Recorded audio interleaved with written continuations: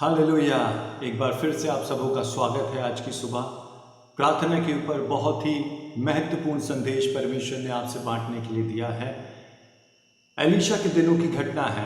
Elisha एक ऐसा सेवक था जो अपने साथ बहुत से सेवकों को, चेलों को तैयार कर रहा था और उसके चेलों में से एक दिन एक चेले की डेथ हो जाती है और उस चेले के 2 बेटे हैं, पत्नी हैं और उस चेले ने अपने जीवन काल के दिनों में बहुत सा कर्ज ले रखा था और अब जब वो दुनिया में नहीं है, कर्जदार उसके घर आते हैं और उसके दोनों बेटों को बंदी बना के, गुलाम बनाने के लिए या दास बनाने के लिए लेके जा रहे होते हैं। उसी समय उसकी पत्नी एलीशा के पास आती है और उससे अपनी समस्या बताती है। दूसरा राजा 4 अध्याय उसकी पहली आयत। भविष्यवक्ताओं के चेलों की पत्नियों में से एक स्त्री ने एलीशा की दुहाई देकर कहा, तेरा दास मेरा पति मर गया और तू जानता है कि वह यहोवा का भय मानने वाला था, पर जिसका वह कर्जदार था वह आया है कि मेरे दोनों पुत्रों को अपने दास बनाने के लिए ले जाए।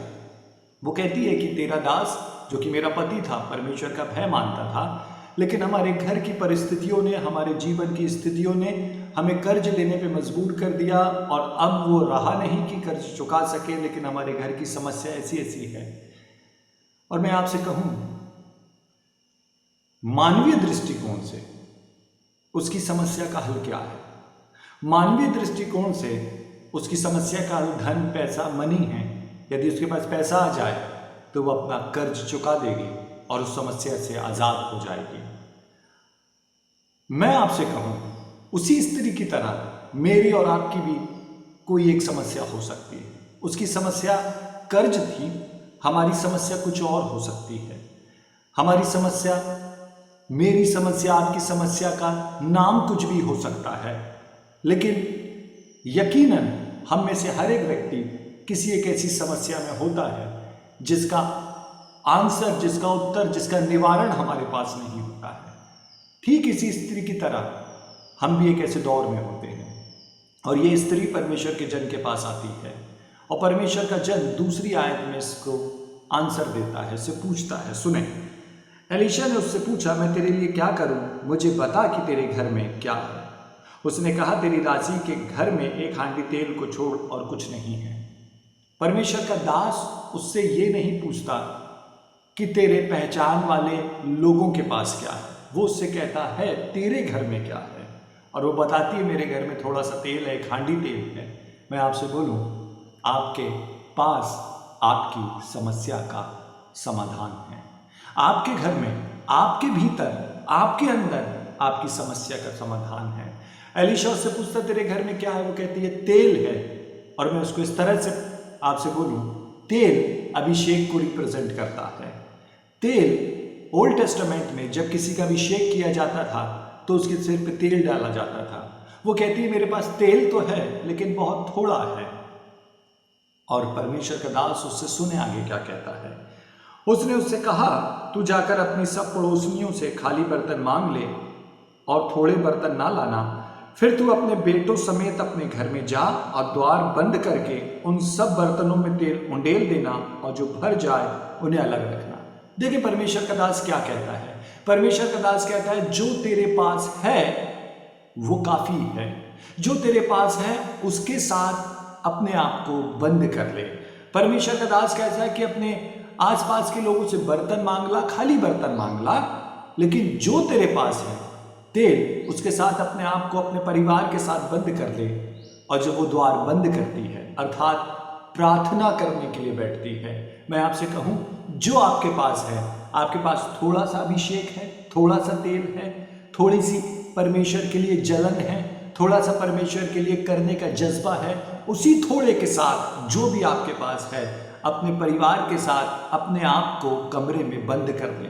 एलीशा ने कहा, जा द्वार बंद कर ले। और यही तो प्रभु यीशु मसीह ने प्रार्थना के विषय सिखाया कि जब तू प्रार्थना करने जाए तो उपरोटी कोठरी में जाना और द्वार बंद कर लेना। परमेश्वर का दास भी यही कहता है, जो भी तेरे पास है, लोगों से मांगने की अपेक्षा कि लोगों से भी तू वही मांग लाए या लोगों से तू अपनी समस्या का हल ढूंढने के लिए लोगों के पास जाए, इससे बेहतर है जो तेरे पास है उसके साथ अपने आप को कमरे में बंद कर ले। और वो कहता है कि अपने बच्चों के साथ बंद कर, अर्थात वो कहता है कि तू अपने घर में फैमिली प्रेयर शुरू कर, फैमिली प्रेयर करना शुरू कर। और मैं आपसे बोलूं, मैं 100 लोगों से बात करता हूं, उसमें से 70 लोगों का यही आंसर है कि हमारे घर में फैमिली प्रेयर नहीं होती है। और परमेश्वर का दास कह रहा है, फैमिली प्रेयर करना शुरू कर, पारिवारिक प्रार्थना करना शुरू कर। और वो उस थोड़े से के साथ अपने बच्चों को लेती है, द्वारों को बंद करती है, और सुने आगे क्या होता है। फिर तू अपने बेटों समेत अपने घर में जा और द्वार बंद करके उन सब बर्तनों में तेल उंडेल देना, और जो भर जाए उन्हें अलग रखना। तब वह उसके पास से चली गई और अपने बेटों समेत अपने घर जाकर द्वार बंद किया। तब वे तो उसके पास बर्तन लाते गए और वे उंडेलती गई। जब बर्तन भर गए तब उसने अपने बेटों से कहा, मेरे पास एक और भी ले आ। उसने उनसे कहा, और बर्तन तो नहीं रहा। तब तेल रुक गया। समझें, परमेश्वर के दास ने उसको एक सलाह दिया। परमेश्वर के दास ने कहा कि जो तेरे पास है उसको ले और अपने परिवार के साथ प्रार्थना करने के लिए बैठ। न केवल उसने परमेश्वर के दास की सलाह सुनी, लेकिन उसके अनुसार किया। और जब किया तो बाइबल में लिखा हुआ है, जितने बर्तन वो मांग के लाई थी, उस थोड़े से तेल से सारे बर्तन भर गए। अर्थात जब वो प्रार्थना करने बैठी अपने परिवार के साथ, तो उसकी समस्या का समाधान होता चला गया। जब वो प्रार्थना करने बैठी तो वो थोड़ा सा जो था वो मल्टीप्लाई होता चला गया, और इस कदर मल्टीप्लाई हुआ कि जितने बर्तन उसके पास थे सब के सब भर गए। मैं आपसे बोलूं, आपकी समस्या का समाधान संसार में जाके बाहर मत ढूंढें, लेकिन आपकी समस्या का समाधान आपके भीतर छिपा हुआ है। आपके पास जो थोड़ा सा है, मैं ऐसे कहूं, आपके पास थोड़ा सा विश्वास है, उस थोड़े से विश्वास के साथ परिवार के साथ प्रार्थना करने बैठें। आपके पास थोड़ा सा अभिषेक है, उस थोड़े से अभिषेक के साथ प्रार्थना करने बैठें। परमेश्वर उस थोड़े से विश्वास और थोड़े से अभिषेक को मल्टीप्लाई कर देगा, और वो बहुत आयत में तब्दील हो जाएगा। और आपको पता है, जब वो बहुत आयत में तब्दील हो गया, तब वो कहती और बर्तन भी ला। उसके बच्चे कहते अब बर्तन नहीं रहे। समझें, पारिवारिक प्रार्थना ने सब कुछ बदल दिया। परमेश्वर के दास ने उसको सलाह दिया था, उसने उस सलाह को माना।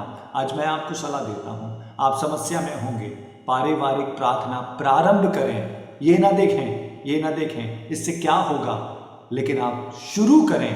आपकी प्रार्थना आपका समाधान लेकर आ जाएगी। परमेश्वर का दास चाहता तो उसको कुछ पैसे देके उसकी मदद कर सकता था, उसको उस कर्जे से छुड़ा सकता था, लेकिन नहीं, परमेश्वर के दास ने उसके जुएं को खुद नहीं तोड़ा, उसके जुओं को बताया कि वे कैसे टूटेंगे, उनको प्रार्थना के लिए बोला। और जब उन्होंने प्रार्थना किया, उनकी प्रार्थना से उनके जुएं टूट गए। आज आप जिस भी बात में हैं, जिस भी संघर्ष, जिस भी तकलीफ में हैं, प्रार्थना करना शुरू करें। आपके पास थोड़ा विश्वास है, थोड़ा अभिषेक है, थोड़ी परमेश्वर के काम करने के लिए जलन है, उसी थोड़े के साथ बंद हुए, और परमेश्वर आपके लिए आश्चर्य कर्म कर देगा। और सुने उसके बाद क्या हुआ। तब उसने जाकर परमेश्वर के भक्त को यह बता दिया, और उसने कहा, जा तेल बेचकर ऋण भर दे, और जो रह जाए उससे तू अपने पुत्रों सहित अपना निर्वाह करना।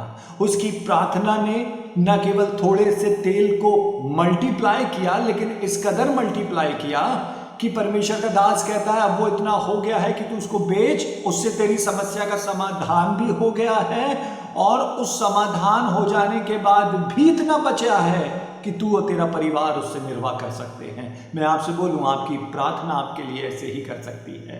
आप किसी एक समस्या से छुटकारा चाह रहे हैं, आप प्रार्थना करना शुरू करें, परमेश्वर उस समस्या से भी छुटकारा देगा, और उसी प्रार्थना से आपके आगे के जीवन को भी संवार देगा, आपके आगे के जीवन को भी बना देगा। प्रार्थना सब कुछ बदल देती है। परमेश्वर का दास उसके लिए प्रार्थना कर सकता था, लेकिन परमेश्वर के दास ने उससे कहा, तू जा अपने आप को बंद कर। मैं आपसे कहूं, बहुत सारे दास आपके लिए प्रार्थना कर सकते हैं, और करते भी हैं और करते भी रहेंगे, लेकिन उनकी प्रार्थना के साथ साथ आप अपने परिवार के साथ बंद होना सीखें।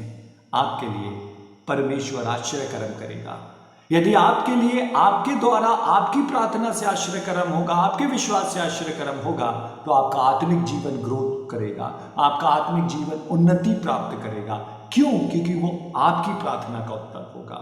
आज से प्रार्थना करना शुरू करें, परिवार में प्रार्थना के लिए लोगों को एकत्रित करें, उनसे कहें कि आओ हम बैठें और परमेश्वर आश्चर्य कर्म करेगा। आइए प्रार्थना करें। प्रभु यीशु, धन्यवाद के साथ आपके इस अद्भुत वचन के लिए धन्यवाद।